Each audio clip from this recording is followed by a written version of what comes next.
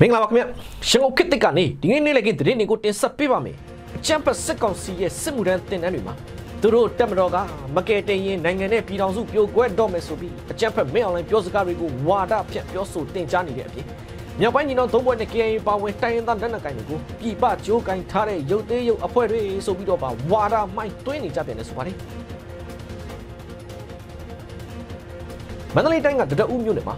စစ်တပ်အားကိုနဲ့ပြည်သူတွေကိုဖမ်းဆီးနှိပ်စက်ပြီးစစ်မှုထမ်းတပ်သားတစ်စုဆောင်ပေးနေတဲ့တောင်တလုံးရွာပြူစောတိခေါင်းဆောင်ချစ်ဝစ်ဆိုတဲ့သူပြစ်ခတ်ရှင်းနေခံရပြီးပွဲချင်းပြီးကိုသေသွားပြီဆိုတဲ့သတင်းပါဝင်ဒီနေ့လည်းကသတင်းတွေကိုတင်ဆက်ပေးပါမယ်အခုပထမဆုံးတင်ဆက်ပေးခြင်းတဲ့သတင်းကတော့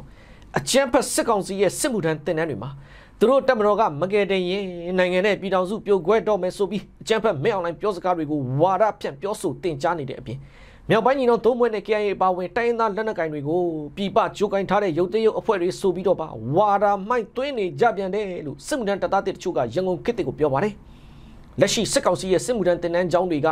ကသင်ငန်းစာတွေမှာ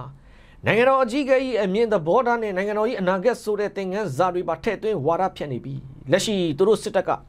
နိုင်ငံတော်ဆက်လက်တည်မြဲဖို့မရှိမဖြစ်အရေးပါတယ်ဆိုပြီးတော့ပါဝါဒဖြန့်နေကြတယ်ဆိုပါတယ်ဒါအပြင်သူတို့တက်မတော်ကမကယ်တင်ရင်နိုင်ငံနဲ့ပြည်ထောင်စုပြိုကွဲတော့မယ်ဆိုပြီးတော့ပါအကြမ်းဖက်မင်းအောင်လိုင်းပြောစကားတွေကိုဝါဒပြန်ပြောဆိုတင်ကြားနေတဲ့အပြင်မြောက်ပိုင်းညီနောင်သုံးဘွဲ့နဲ့ KIA ပါဝင်တိုင်းသားလက်နက်ကိုင်တွေကိုလည်းပြည်ပကြိုးကင်ထားတဲ့ရုပ်သေးရုပ်အဖွဲ့တွေဆိုပြီးတော့ပါဝါဒမှိုက်သွင်းနေကြပြန်တယ်လို့လက်ရှိစစ်မှုထမ်းအပတ်စဉ်တွေမှာတက်ရောက်နေတဲ့တပ်သားတစ်ချို့ကရန်ကုန်ခေတ်ကိုပြောပါတယ်အဲ့ဒီလိုစစ်ကောင်စီတပ်ကမဟုတ်မမှန်ဝါဒဖြန့်နေတာတွေကိုတပ်သားတစ်တွေကလည်းသိကြပြီးသူတို့ကတော့ဟိုးအစကပြောခဲ့တဲ့မဲမတမာမှုကစပြီးတော့သူတို့စစ်တပ်ကသာကဲတင်ရှင်ဆိုတာတွေကိုနေတိုင်းအပတ်စဉ်ထက်ခါဝါဒမိုင်းတိုက်နေကြသလို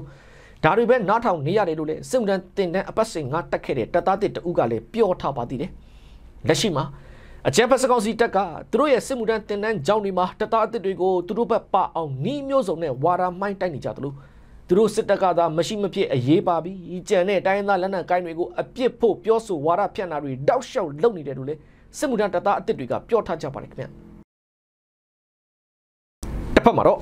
့မကွေးတိုင်း6မြို့နယ်ကထိန်စန်းချေးရွာကိုစစ်ကြောင်းထိုးဝင်ရောက်လာတဲ့အကြမ်းဖက်စစ်ကောင်စီတပ်ကိုတော်လှန်ရေးပူးပေါင်းတပ်တွေကတိုက်ခိုက်ခြင်းမှုအတွင်းစစ်ကောင်စီတပ်သား6ဦးကတော့အသီးသီးသိကုန်ကြတဲ့အပြင်ဒဏ်ရာရတဲ့သူတွေနဲ့တော်ကိုအထိတန်သွားပြီးသူတို့စစ်သားမသားလောင်းတွေကိုကားတွေနဲ့တည်ပြီးတော့ပြန်ဆုတ်သွားကြတယ်လို့6 Guerrilla Force တပ်ဖွဲ့တာဝန်ခံကိုပိုင်ကရန်ကုန်ခေတ်ကိုပြောပါတယ်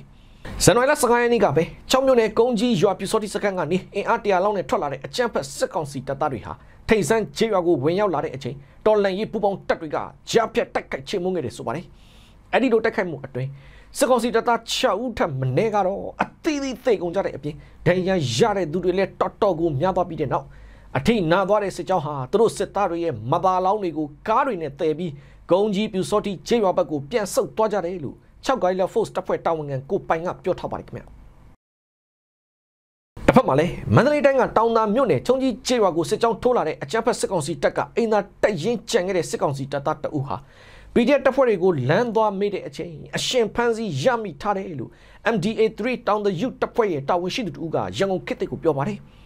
ဇန်နဝါရီလ14ရက်နေ့ကပဲတောင်သာမြို့နယ်တမဏိစက်ရုံကနေချုံကြီးချေးရွာကိုစစ်ကြောင်းထိုးလာတဲ့အကြမ်းဖက်စစ်ကောင်စီတပ်ဟာဒေါ်လာရေးရဲဘော်တအုပ်ကိုဖမ်းဆီးသွားတယ်ဆိုတဲ့သတင်းကြောင့်ဒေါ်လာရေးတပ်တွေကလိုက်လံတိုက်ခတ်ခဲ့တယ်ဆိုပါတယ်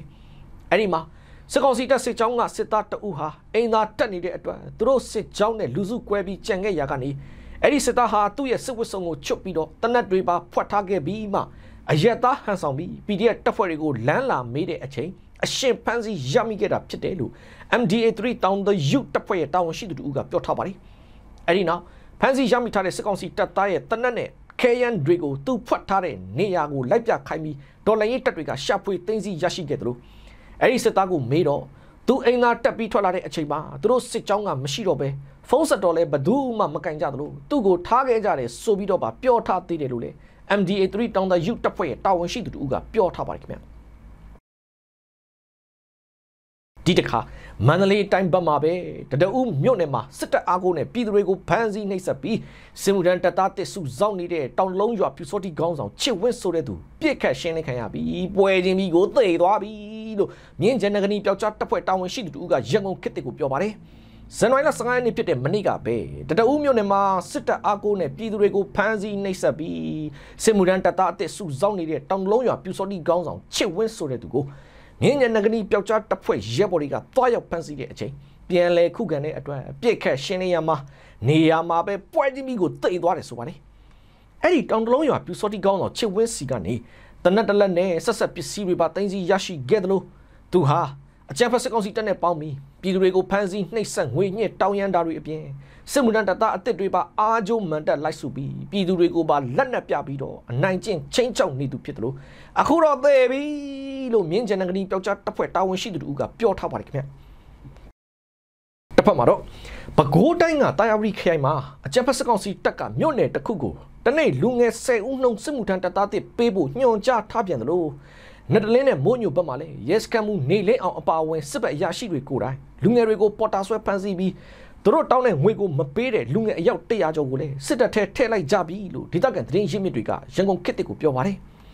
လက်ရှိတာယာဝတီလက်ပဒန်းမင်းလာအုပ်ဖို့မိုးညိုဂျိုးပင်ကောက်နတလင်းနဲ့ဇီးကုန်းမြို့နယ်ဘက်တွေမှာအကြမ်းဖက်စစ်ကောင်စီတပ်ကသူတို့ရဲ့စစ်မှုထမ်းအပတ်စဉ်ကိုအတွက်တနေ့ကိုလူငယ်10ဦးနှုံတပ်သားတစ်စုပေးရမယ်ဆိုပြီးတော့ကိုညွှန်ကြားလာပြန်နေဆိုပါတယ်